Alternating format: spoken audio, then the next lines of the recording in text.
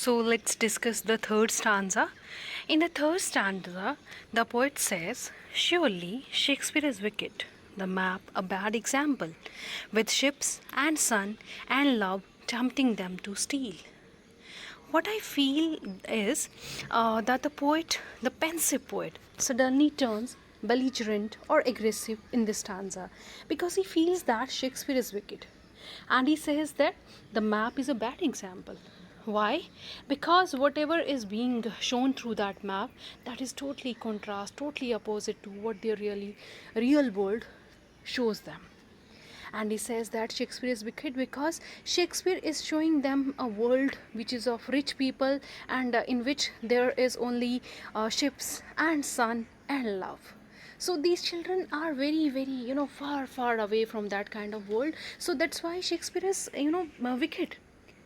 He is misleading the children. And such kind of world which is being shown to them, it is not only unreal for them, because these children are very far away from this kind of world, as I told you earlier.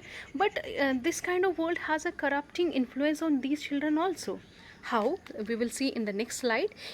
The writer says, "For lives that slyly turn in their cramped holes from fog to endless night, on their slag heap these children wear skins peeped through by bones and spectacles of steel." So let's see what the writer wants to say. The writer is saying the real world is like the cramped holes.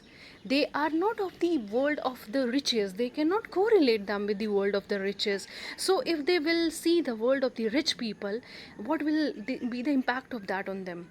The impact will be like they will be instigated to steal and try to escape from their cramped holes.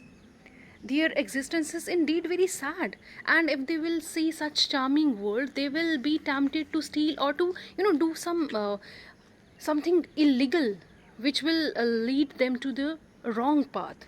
So he says that these children, they will be leading from fog to endless night.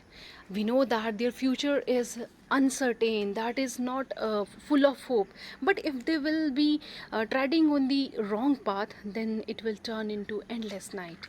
Because you know that how is the life of a criminal? His life is like endless night. So these children will be facing same life if they will be tempted and if they will follow the wrong path. Then he says that these children are they look like the slag heap, means they are like waste material.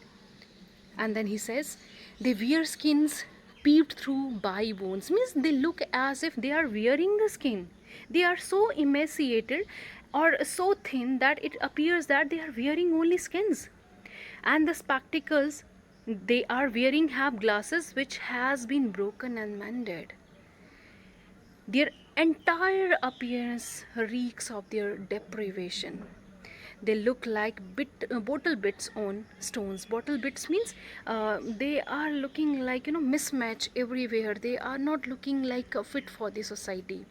They look like that, although this is not the crime of them that they are looking like this. This is just because of the gap which is created between the rich people and poor people. So those who are privileged, they are the culprit. They should think about these people. And what the writer says ahead, the writer says that all of their time and space are foggy slum, so blot their maps with slum as big as dome. So the writer is saying that all of their time and space are foggy slum. Why are you showing them this tempting world? Their world is not this one. Their world is the foggy slum, which is full of hopelessness. There is no hope for them. So why are you showing them the tempting world? Why are you showing them the charming world? Show them their real world. And then he says, the maps that you are showing them, you just blot them. Why are you showing them those maps? Blot them. Means here the poet is looking as if he is angry. He says that these children, if they are not able to get the access to the world, to the map which is being shown on the wall, then why are you showing these children this map? Don't tempt them. Instead of that, blot these maps and show them slums as big as doom. Show them slums only, nothing else. So this was the explanation of the stanza number 3.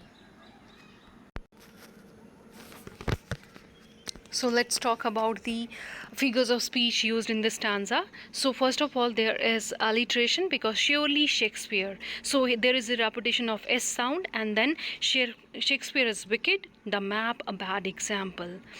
With ships and sun and love tempting them to steal. So ships and sun and love. Here is the repetition of the conjunction add, and conjunction is being used twice. So this is called polysyndeton. So this figure of speech is polysyndeton. And then in the next lines, let's see.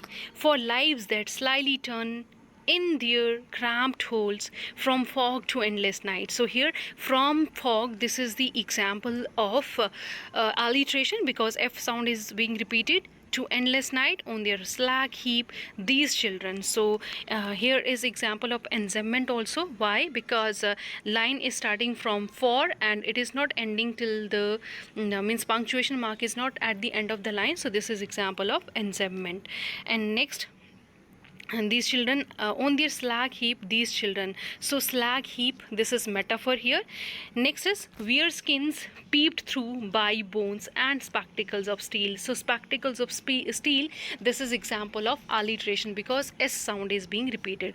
With mended glass like bottle bits on stones. So like word has been used here. So this is the example of like is the example of simile. Next, all of their time and space are foggy slum, so blot their maps with slum as big as doom. So use of as, again, this is example of simile.